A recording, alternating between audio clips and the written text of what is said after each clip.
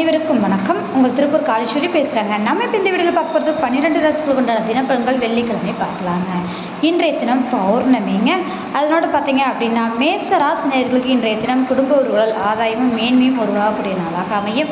ரிஷப ராசி நேயர்களுக்கு இன்றைய தினம் அப்படிங்கும்போது சிந்தனை செயல்பாடுகள் தெளிவாக இருக்கும். உங்களுக்கான சுப விரயத்தை காணக்கூடிய நாளாக அமையும்.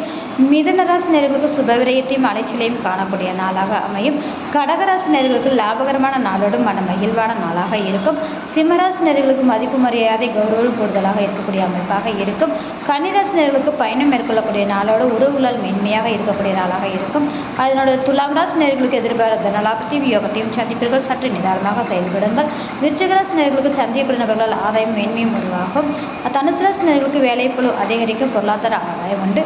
மகர ராசி நேயர்களுக்கு குலதெய்வத்தின் அனுகிரகம் பரிபூர்ணமாக இருக்கும். கும்பராசி நேயர்களுக்கு நீண்ட நாள் ஆசைகள் நிறைவேறும் நாளாக அமையும்.